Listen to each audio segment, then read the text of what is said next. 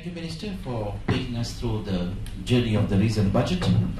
We all will be informed, and we got to know a little bit more than what is normally known in public. Minister, we have received around 6 questions on the same subject, which is, I think, everybody is eager to know. The deficit, how we are going to close it. So are we going for a bond, or we'll be selling some state-owned enterprises? Because it's not mentioned anywhere in the public domain. How the deficit created by this budget will be closed, Mr. Minister? Well, the deficits, of course, is generally funded by raising money in the market. Our mix in Fiji has what we've stuck to has been a mix of external, of course, and local borrowing, domestic borrowings. And the mix has been 70-30. So we like to keep 70% of our borrowings, plus or minus 5, either way, from domestic sources, and 30% from foreign sources. Which, of course, if you're very heavily dependent on foreign funding, then you are open to and vulnerable to foreign exchange fluctuations, which you don't want to be to. So the funding, of course, is coming from the raising of treasury notes. We're also looking at treasury bills, I should say, and also we have funding from World Bank and ADB, which will contribute towards the major capital investments. It should be noted that our operating expenses are completely funded through our revenue generation. So we don't fund our operational costs through raising funds. If we were to tomorrow not do any capital investment whatsoever, zero, we can have a surplus budget. Almost, little over surplus budget. So that's the story. So the story is that we fund our capital investments through borrowings. The sources of those borrowings, of course, as you can see, is from World Bank and ADB. We, of course, have some debts that are from previous period. We had, at the end of 2006, the debt stock of the Fijian government was in excess of $2 billion. That's a little over $2 billion. $2.6 billion, sorry. The debt stock was at the end of 2006. So the overall debt exposure of the Fijian government, or Fiji as a country, given the 4.7% deficit announced in this budget, stands at about 50%. If we do not have the rebuild efforts, of course, we will be standing at about 48%. So that's the situation. We have some asset sales factored in, but as we've continuously said, we had asset sales factored in previously. We don't want to, we don't look at asset sales as a source of revenue per se to fund our deficits.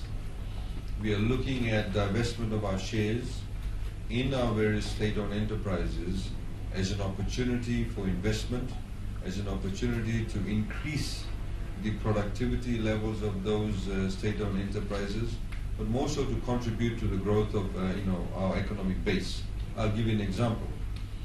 The Fiji Ports Terminal, and then subsequently the Fiji Ports Corporation Limited, when we divested our shares, partial number of shares in those entities, Aitken Spence took over Fiji Ports Terminal. The turnaround times improved significantly. I had the figure on top of my head, I don't remember. But most definitely the turnaround times improved of the ships turnaround by 33%. Now, shipping companies that used to come to Fiji, because of the inefficiency of the port, used to charge a levy on each container because it used to spend too much time waiting for the containers to be loaded and offloaded. Now, with the efficiency gains, those levies have gone. Shipping companies cannot justify those levies. So that in itself is a huge, opportunity that has arisen because of the divestment of those shares, getting in an enterprise that actually knows what it's doing and bringing in new management systems. Now, it also means that the shipping companies can look at Fiji as a transshipment hub for the rest of the Pacific. So the moment you do that, the moment you increase the efficiencies, people start looking at you differently. In the same way with Fiji Airways. I mean, I had one of the, I think it's United Apparel people in Nandawa. I think they're in Nandawa, United Apparel. Now, I mean, they were telling me that they actually used to feel embarrassed, used to feel mandua to take their clients to their factory in Nandawa because, you know, the road was so terrible. The roading, where there are potholes, and you get out of Missouri Airport and you go through this sort of shanty town looking place. It is not a good sell. Then suddenly you have this image of everybody that works there is being exploited, etc. So now with the roads being done up, they actually feel they want to bring their clients, they want to bring more clients to the site. When you come to the factory, we'll show you. The factory is fantastic inside. The environment around it needs to be quite salubrious too. It needs to be accommodating too. In the same way as we mentioned, and I'm digressing slightly, if we want to have the rugby sevens series, one of the legs we brought to Fiji, you can't have some, you know, Humpty Dumpty type of road coming out of Missouri Airport. You need to have a good airport, you need to have good street lighting, you need to have good room inventory, and that's only when the organizer will say, okay, yes, this place has got all the mod cons and, you know, all the facilities that we require. So in respect of the deficit itself, we have focused on development. Our expenditure mix is 60-40. So 60% of what we spend, of course, is on operational costs, and 40% of the budget announced is actually on asset development. So that's the mix we've had. Just to put into perspective, the average spend on the budgets prior to 2007, 85% of the budget that was announced was spent on operational costs, 15% was on asset rebuild. So that's the difference. We have asset sales, like I said. Sorry, if I forget, I kind of digress. The asset sales, of course, is looking for good opportunities. I'm going to say this, Fijian Holdings, and I've said this in Parliament, so I can say it now. Fijian Holdings has been chosen as the lead applicant or entity that's been chosen to buy government printing. We are not happy with the proposal. We like the overall proposal, but we're not happy with the proposal because, and the chairman is here, and I really hope you take this opportunity seriously, because I think there's a lot of opportunities in printing.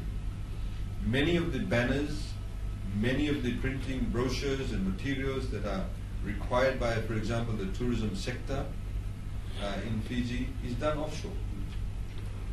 Australia, like Croxley, New Zealand, is no longer printing exercise books. It's too expensive. They're going up to China. But I'm sure that if we offered them good technology, they might like to come to Fiji. In doing this budget book, there was no company in Fiji that could do this on us on bonded paper in color. They can do it in color when they spray color on it. Right? They spray color on it and it becomes blue. But you don't get ready-made blue, if you know what I mean. I mean, the level of thickness that we have available in other countries, none of them actually store it. They may do it for business, they have to do special order, but it's not available. We don't do, for example, you know, raised printings, 3D type printings, embossed printings. We don't do it, but there's so much opportunity. So I really would urge Fijian Holdings to really get serious about it. There's also opportunities. We print this. We actually outsource this now. We don't go to government printing. We outsource this.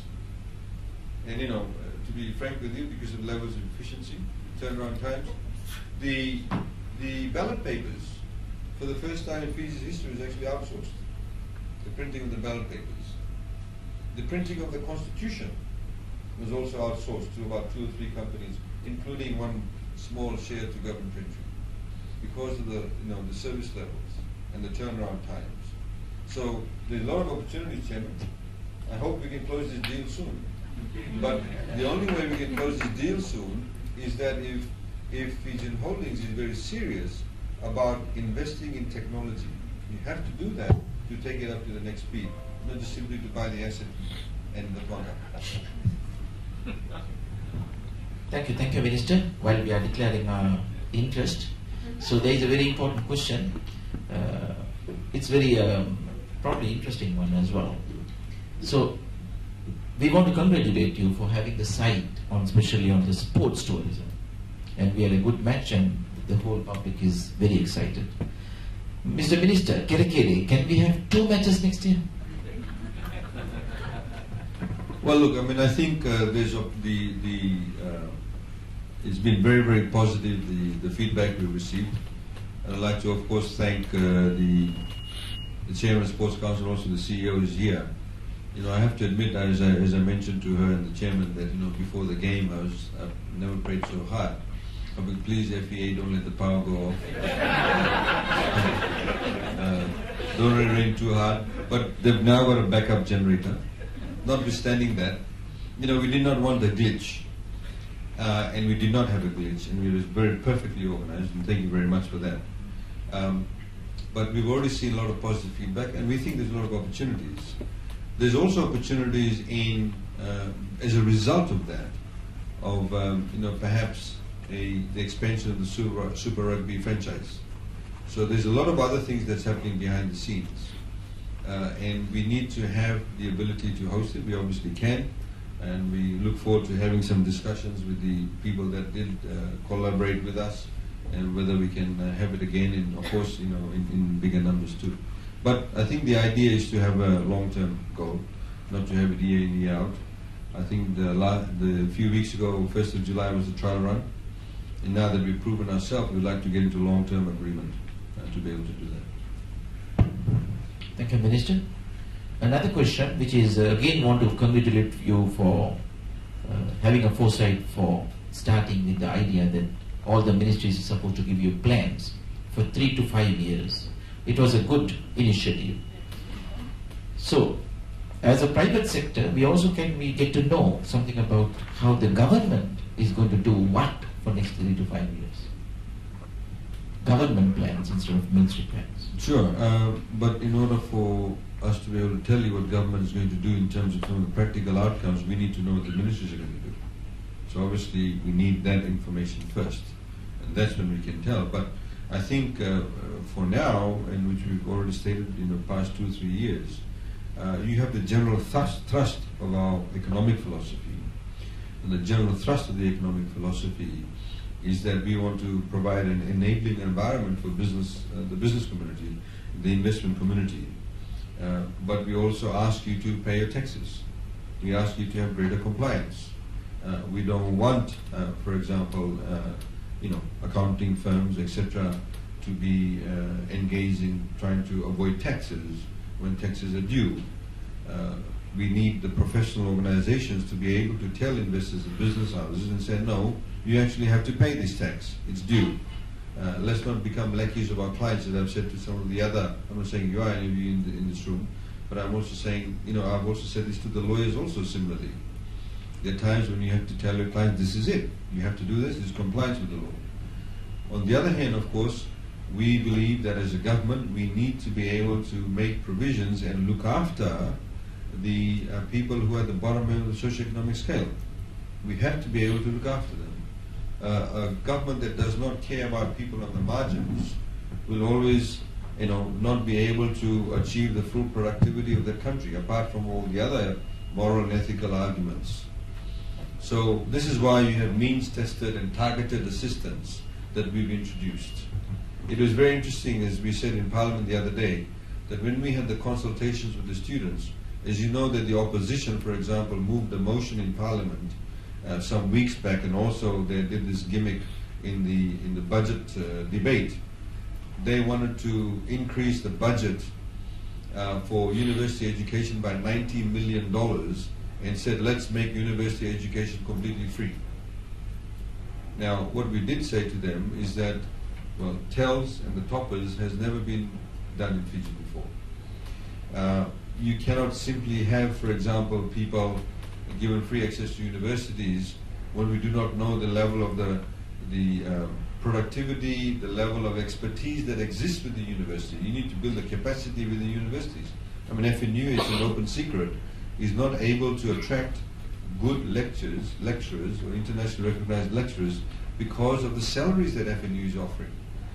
So you'll see that the FNU has got a bigger operating grant in this budget, and I think about 70% of that is going towards increasing the salaries of the lecturers, so we can attract good quality lecturers.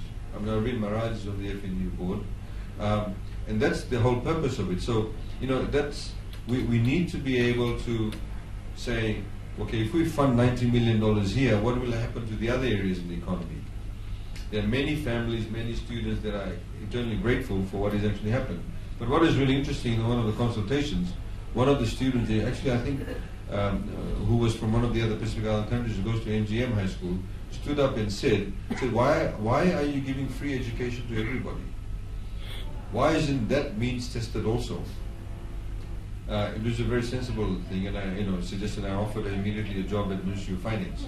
But once she finishes university, but the point is this: that we want to have the 5-year to 20-year development plan that we highlighted should be completed by the beginning of next year. There's been a delay, of course, because of Cyclone Winston, and we hope to have that out. That sets out a roadmap, essentially in terms of the development focus of the country and some of the challenges we'll face. Because if our population growth rate slows down and you have 70% of the population that are below the age of 40, Fiji in 30 years' time will be a lot more different to what it is now. But if the population growth rate continues the way it is, then of course it has different opportunities and different challenges at the same time too. So we need to be mindful of that. And as we know that all governments, if everybody loves talking about Singapore, was able to position themselves in that manner because they thought about it in the 1960s, where will they be in 20 years' time or 30 years' time? So I think that's what we're trying to do, and we'll be able to give you a better picture. But one of the things that we have done, for example, we've said to British American Tobacco, the increase in cigarettes will be 15% for the next 3 years. We have said, for example, the tax incentives for the hiring of students and also disabled people, disabilities will be up to 2022. And the tax incentive for students will be up to 2020. So you know now that for that, it will be for the next 3 years or next 5 years. So we are slowly introducing that so you know exactly what will happen for the next few years. Thank you, Minister. The floor is also open. We have a lot of questions here. But at the same time, if anybody wish to ask the question straight away from the Minister, the floor is open, please. You may raise your hand. We can send your mic to you.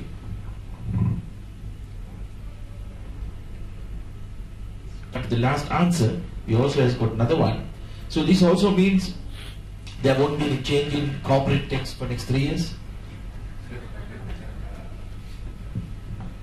Well, we have maintained that. I mean, it was very interesting. Again, I like to use the debate in Parliament as a reference point. We had some members of the opposition saying, why have you got such low corporate tax rates, increase it? And then the other half was saying, why don't you give them, allow them to not pay any tax for the next 6 months because of Cyclone Winston? I mean, this is the kind of message we're getting, but the point is that we have been consistent. We have said that we don't want to change the tax regime. We did do a major revision, in particular when it came to VAT last year, and also STT environmental levy. We have said we don't want to change that also. As far as STT environmental levy is concerned, we have said that in the future it may include other sectors of the economy, as and when the need arises, as and when we get a better ability to monitor that and ensure compliance with that. But for the time being, that's what it is. That's what it's going to be. And of course, it would be silly of us, as we've recognized and said it quite a few times. We don't want to chop and change from year to year. We want you to be able to have the confidence and to be able to understand what is happening, and for you to be able to invest. And similarly, we've said with for example, the easy prey would have been the listed companies. There's not many of them. It's only 10%. If we do not have the sort of vision and the foresight, we could have easily said, okay, let's increase it to 15%. Quite easily, you can police them, but we didn't want to do that. Again, the whole idea was to build that level of confidence. But because a lot of people in Fiji think like this, and I have to say this. They think that if you are going to reduce corporate tax, if you're going to give business incentives to business houses, that means you're not looking after the poor people. That was the dichotomous approach to the political configuration in Fiji. If you voted Labour, you're going to screw the business people and look after only the poor people. If you voted for some other party as opposed to the Labour Party, they may not necessarily look after the poor people, but they'll only look after a handful of business people. What we are saying, we brought about a new paradigm saying we can do both. We can do both, and we have actually proven that we can do both.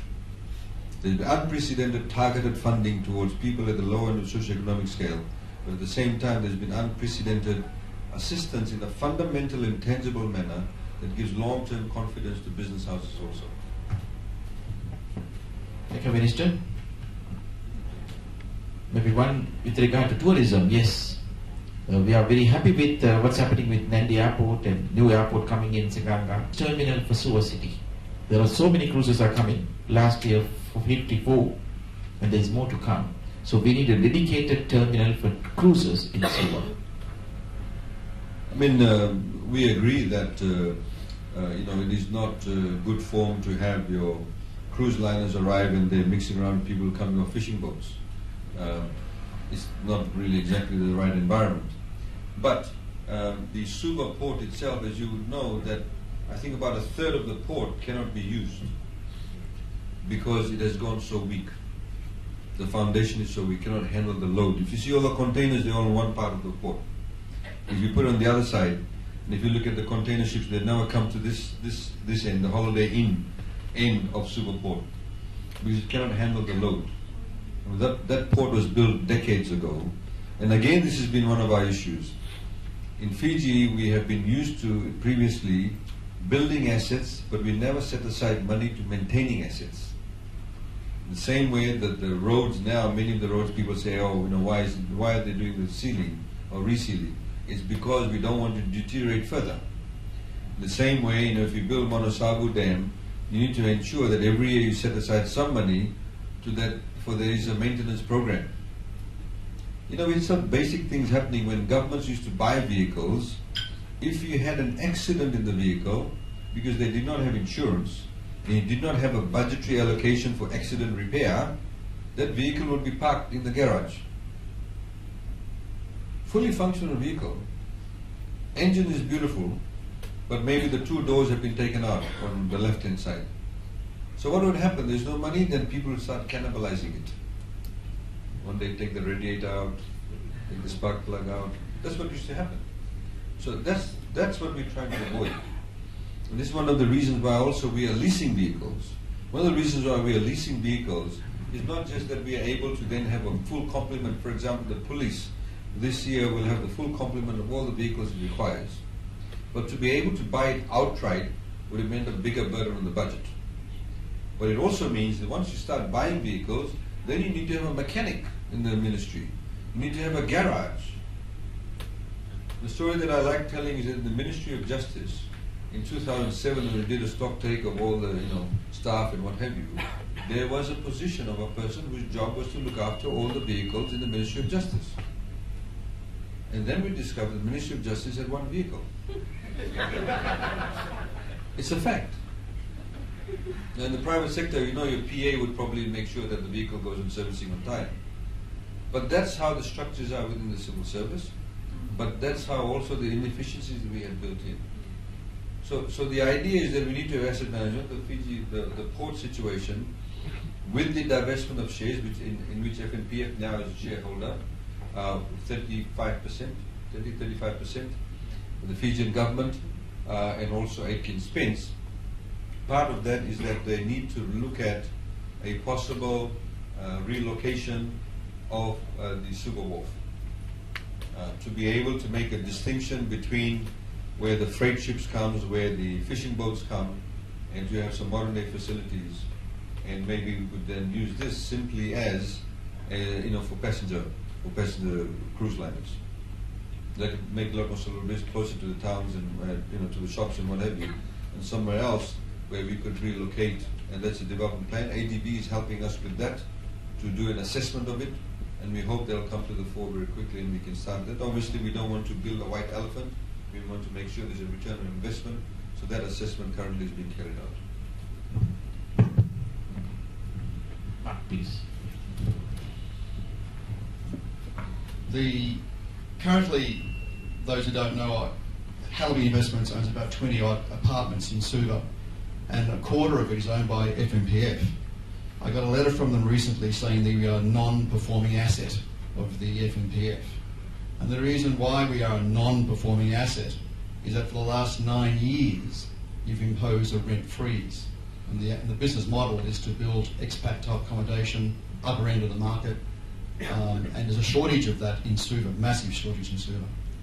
So the model's failed because of government policy of a rent freeze. I'm certain that the intention was on the low end, that you were trying to assist those, but the upper end, which obviously is a totally different market, has been now artificially restricted. And indeed, over the last 9 years, we've not raised our rents as per the law, but you've snuck in a 9% to government out of us as well, out of the tenants. So we didn't get any increases, or not allowed. Government's got a 9% VAT for the residential, because obviously our income is greater than $100,000. So my question to you, which we haven't discussed, is that what is your plan about getting out of this situation where it contorts the market completely? Now, many of you in this room have got residential rents, or you are renting, or that you've got properties that you rent out, and legally we're not allowed to raise our rents, and the restrictions are pretty severe.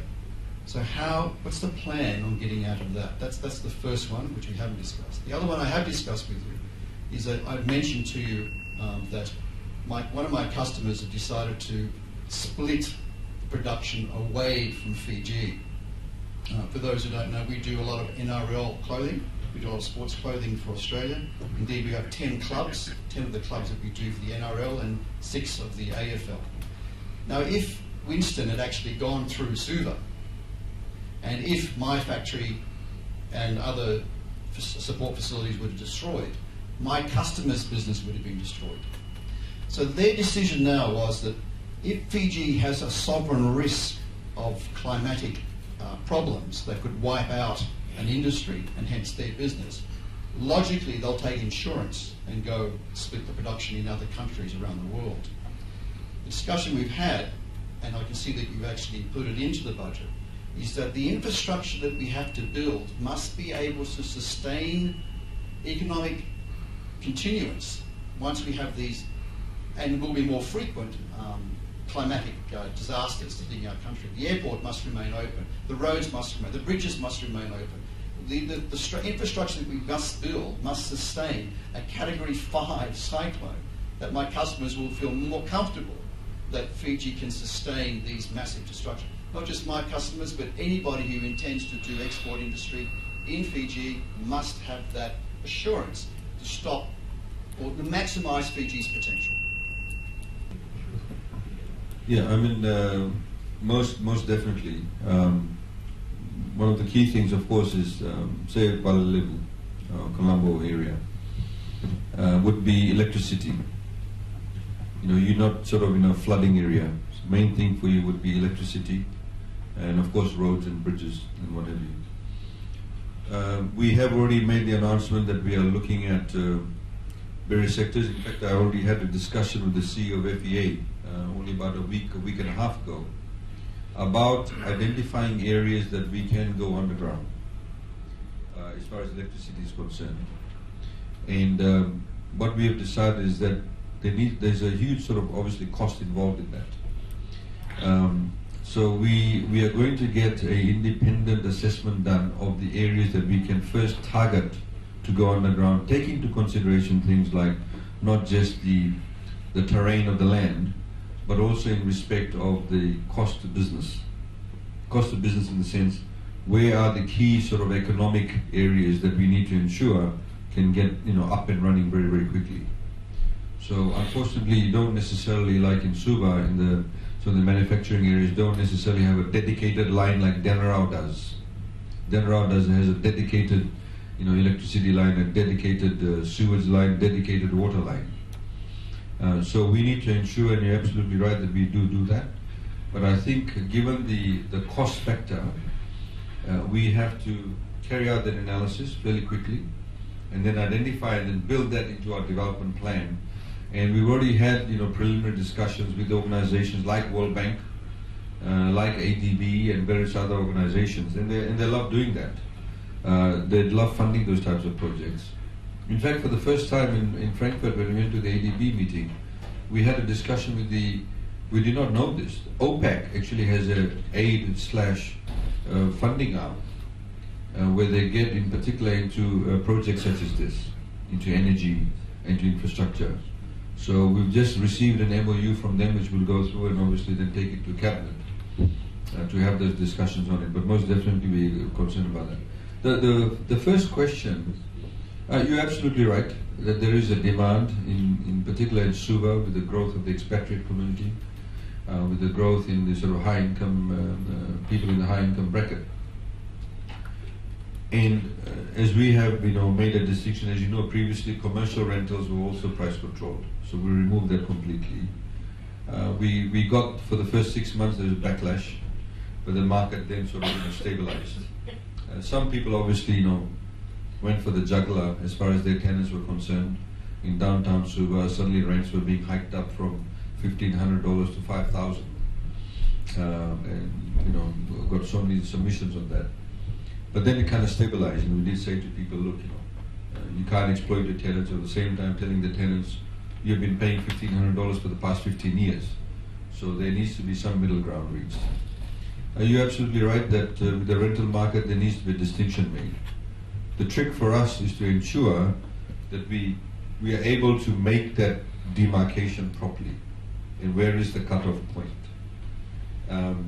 Because the reality also is that there is a shortage of residential homes at the lower end of the socioeconomic scale too.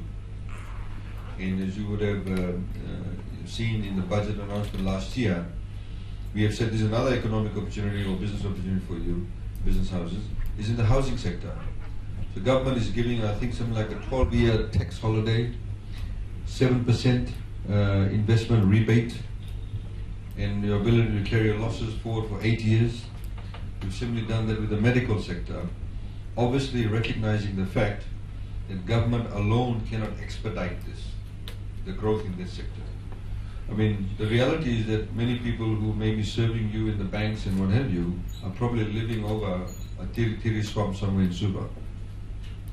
That's the fact. Some of the people who work for you would be living some squatter condition just behind a very highly developed area in Batuanga. So that's the reality, and we need to, obviously partner. We partnered with Father Kevin Barr's group, PCN, Pacific People's Community Network, PCN, in the development of Jitu Estate. I mean, Jitu Estate is prime, city real estate.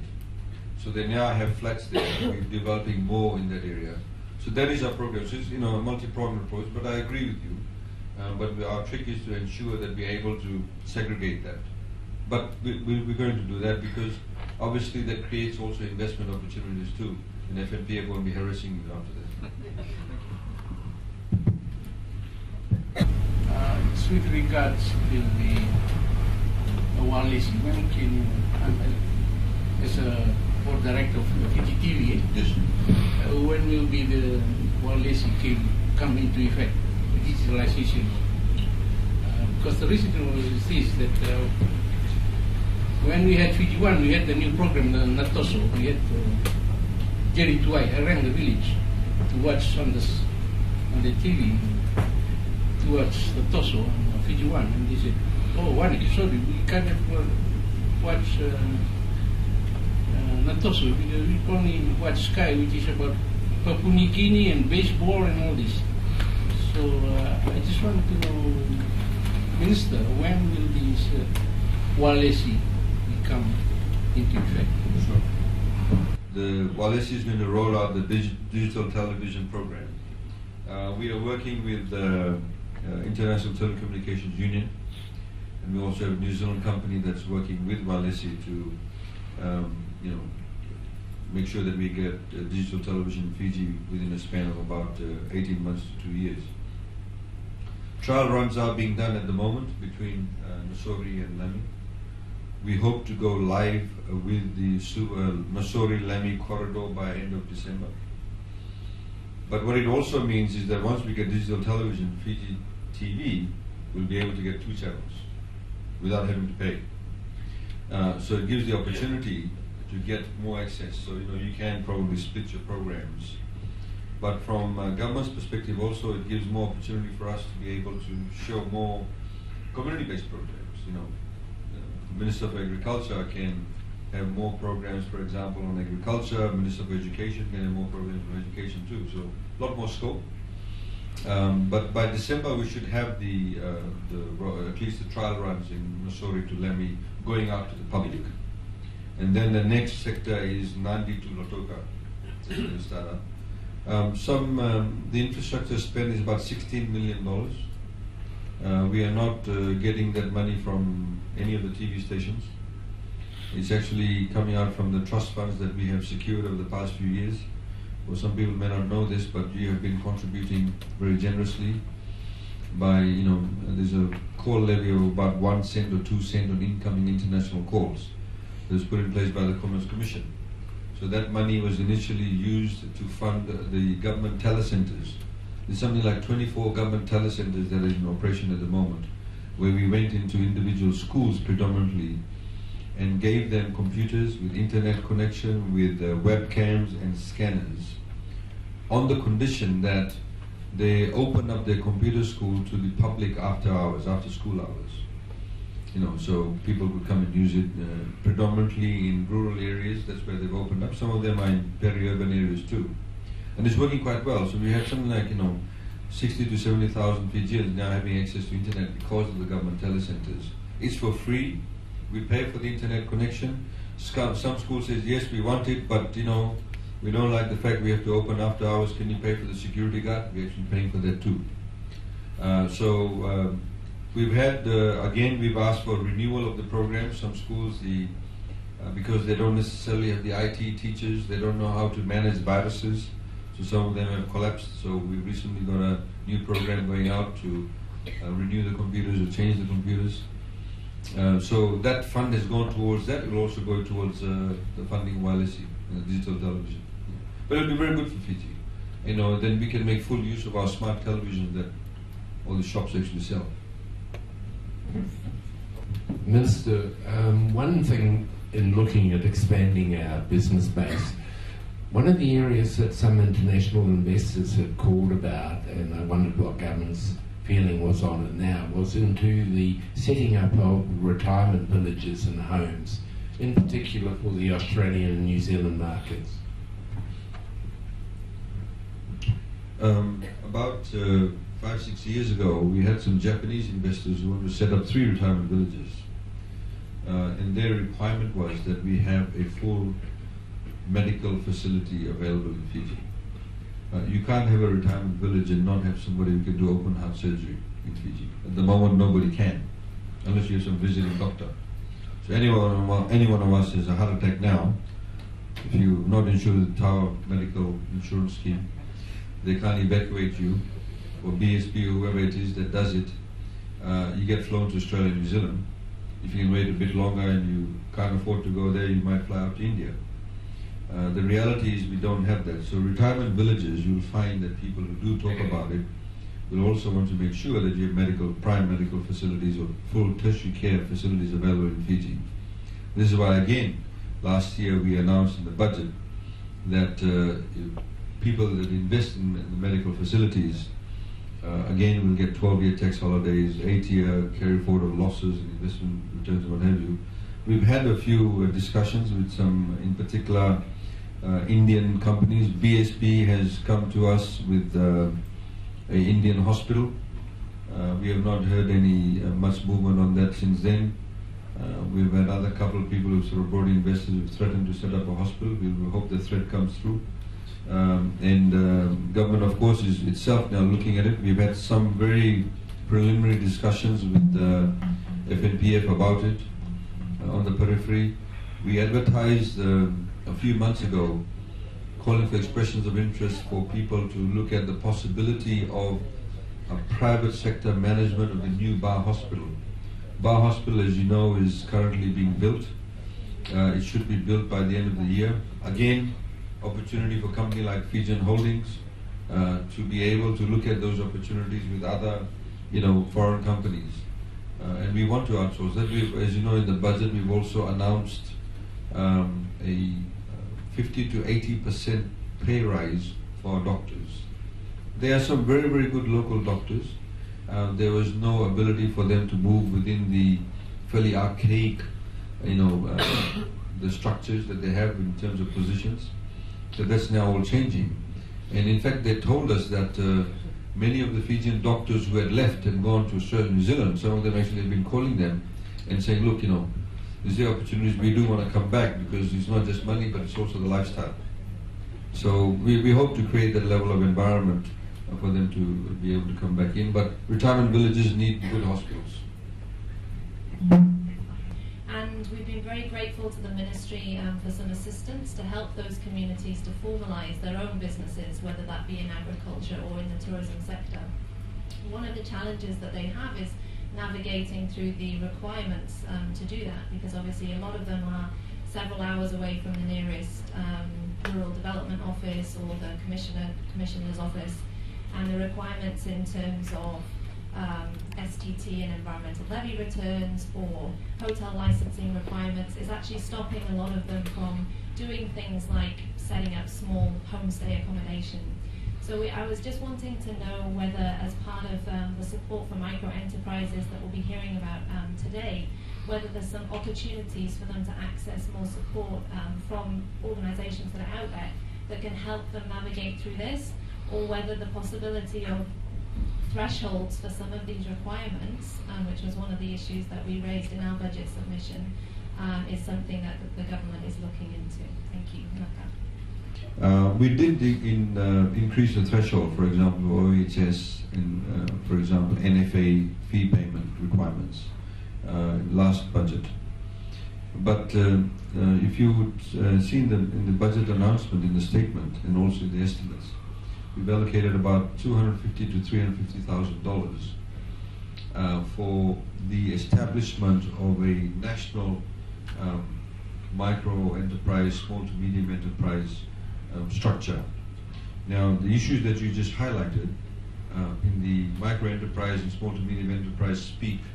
It's about finance, it's about mentoring, it's about business incubation, it's about practical training in business, running a business. So the Deputy Governor of the Reserve Bank, the Minister for Industry and Trade have also been to Malaysia. They're looking at some of the other models at the moment, where we want to essentially centralize that. At the moment, that type of assistance is being given by the Minister for Agriculture, the Minister for Women, Children and Social Welfare, Minister for Industry and Trade, Minister for Italki Affairs. It's all over the place. What we want to do is to essentially consolidate it all, have one-stop shop, if you like, for these small businesses. And so this structure, the Malaysian model, the way it works is that they have a council that sets the entire agenda for the year or for a couple of years. It's headed by the Prime Minister and some cabinet ministers. And then the practical, they set the policy. Then the practical level, it has a board.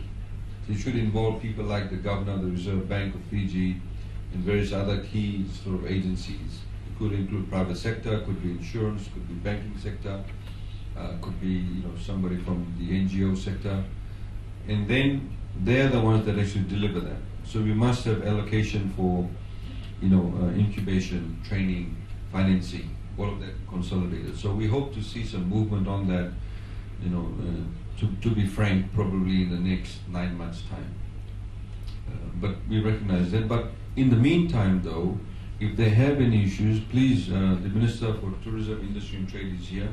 Minister for Women and Agriculture is here. They will give you their mobile phone numbers, and you can tie those people up to them to talk to them. Quite happy to do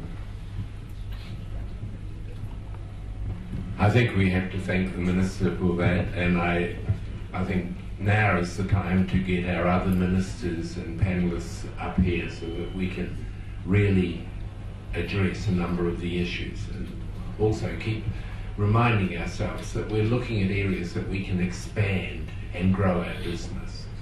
So, Minister, I'm hoping you'll continue to join us as usual. I'm sure you'll have, this time you can actually question your own ministers. We're not in Parliament, so hopefully we'll get some good debate. Again, thank you very much for giving us your time and being with us today. Thank you. And you just sit down there.